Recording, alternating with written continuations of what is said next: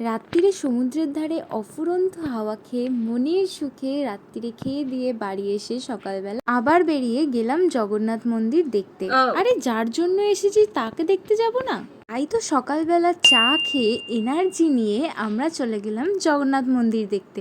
চা না খেলে আমার আবার ঘুম কাটে না। মন্দিরে ঢুকতেই সিকিউরিটি গার্ডরা আমাকে চেক করে আমাকে নিষ্পাপ প্রমাণ করে আমাকে ঢুকতে দিল। এটা আবার প্রমাণ করার কি আছে, আমি এমনিতেই নিষ্পাপ। ইয়াব বড় দরজা দিয়ে ঢুকে জগন্নাথ দেবের দর্শন পেয়ে মনটা খুশি খুশি হয়ে গেল। তারপরে আমরা আবার সামনের দিকে এগোতে থাকলাম। সামনে আরো একটা মন্দির ছিল যেখান দিয়ে আমরা মেন মন্দিরে প্রবেশ করতে পারবো।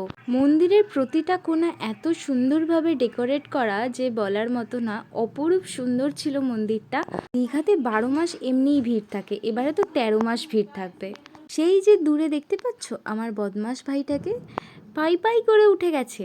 এত বড় জায়গা দেখে তার আর মনে খুশি ধরছে না যেন। এটা তারা খুব ভালো মতো রিলেট করতে পারবে যাদের বাড়িতে না খেলার সঙ্গী আছে না বাড়ি থেকে বেরোতে দেয়। সে যাই হোক, মন্দিরের বাইরেটা এইরকম ছিল।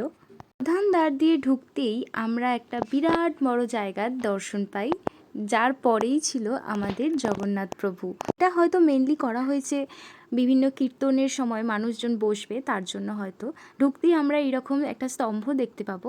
স্তম্ভের পাশ দিয়ে উঁকি মারছে আমাদের জগন্নাথ প্রভু। সকাল 8টার সময় এত ভিড় থাকবে আমরা তো কল্পনাই করতে পারিনি।